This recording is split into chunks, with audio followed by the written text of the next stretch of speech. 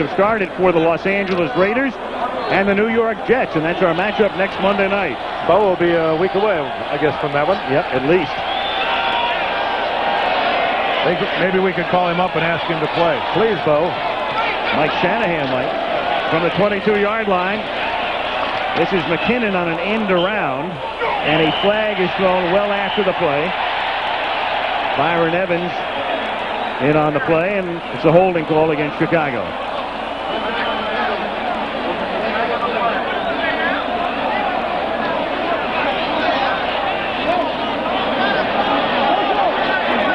Tell us, Pat.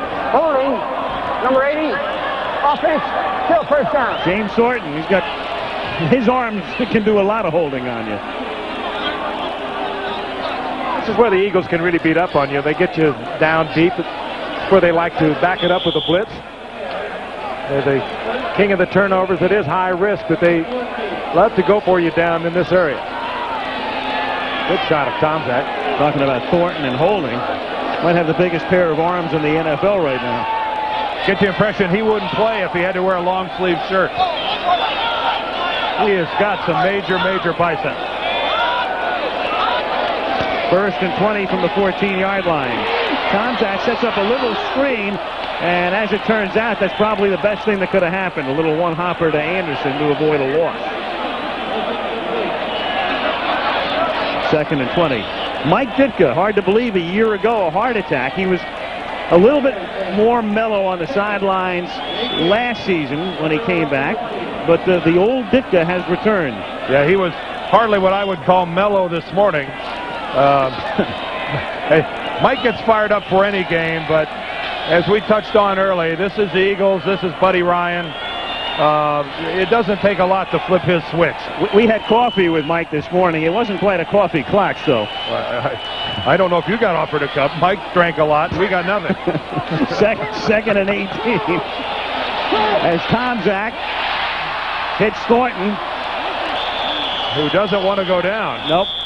Up at the 30-yard line. Two guys on each arm. And it's still a mismatch. Look at the guns on this guy.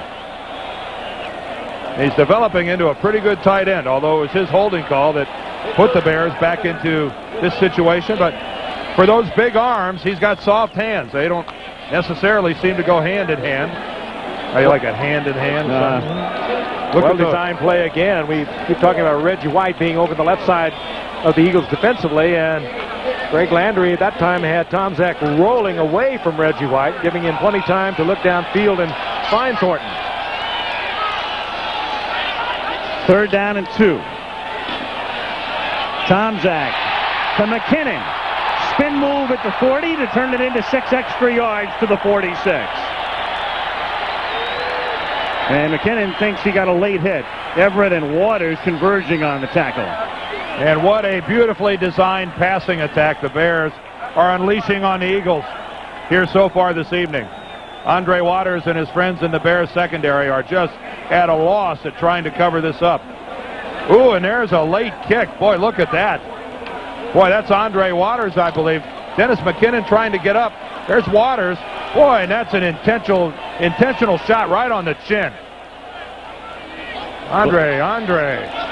No flag from the 47-yard line. First and 10 Chicago, and there was movement in the backfield. So the penalty is against Chicago. Muster was the ball carrier. Reggie White makes the tackle, but Neil Anderson was in motion prior.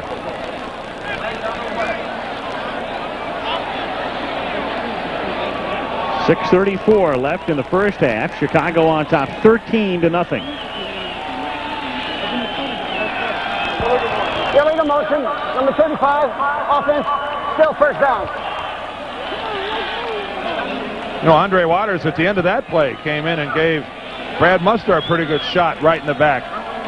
Andre Waters, one of the more aggressive members of any secondary here in the National Football League, but also prone to being a little wild, being a little late, and again, that -6 stands for Philadelphia.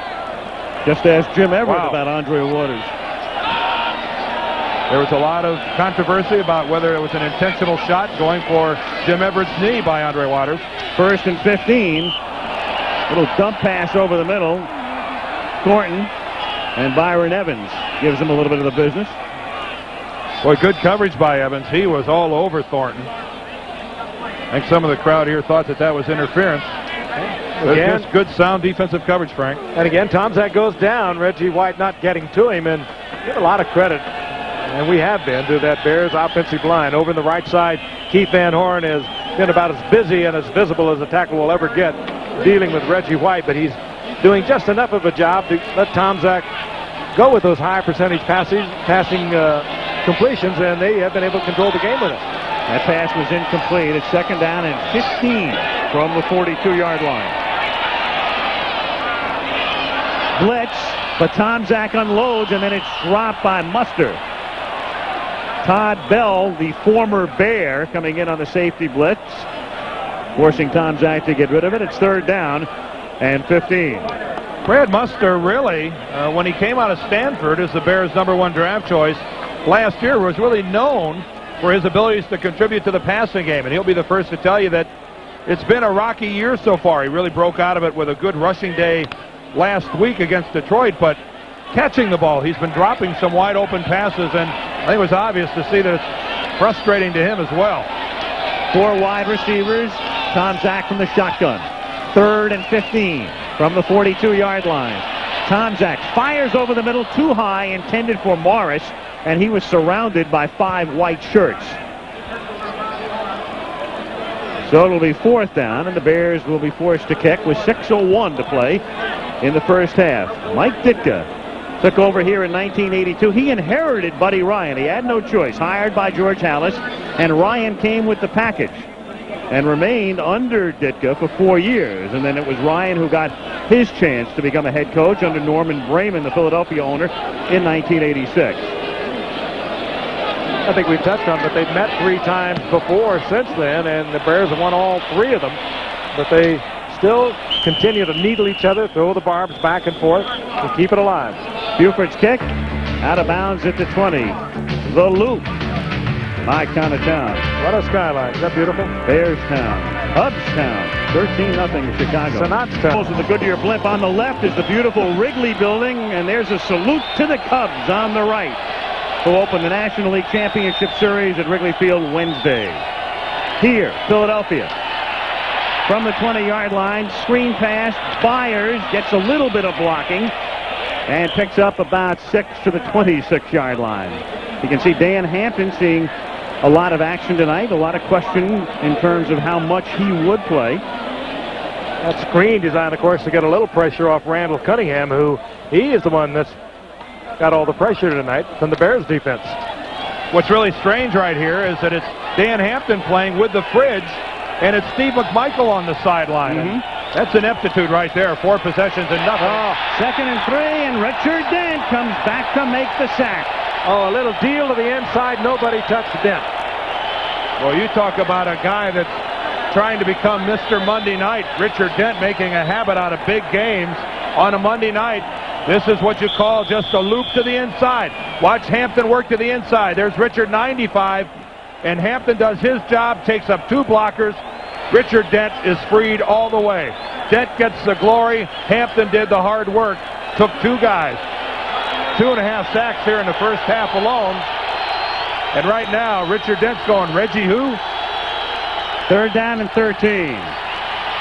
Cunningham going deep for Carter. Underthrown, tipped, and batted down. Incomplete at the 45-yard line. Lorenzo Lynch, who had 2 interceptions last week in Detroit, breaking it up. And the crowd salutes the Bear defense. Randall Cunningham has to be totally frustrated. He never even saw Dent coming on the play before. Perfect deal between Hampton and Dent. And on this play, he flushed out of the pocket again. All the receivers are covered. The only one who had a possibility was Chris Carter, and he just couldn't get it to him. Almost picked off by Lorenzo Lynch. I'd like to put a tape measure to that vertical leap by Lorenzo Lynch. Boy, was he off the ground. Here's Cunningham again. This is a bad kick, poor kick, very short and out of bounds in Philadelphia territory. This is a whooping here so far, guys. Yep, the 46-yard line. Chicago will take over. Well, the pressure has settled down squarely on the shoulders of the Eagle defense right now. They're getting no offensive help whatsoever. There's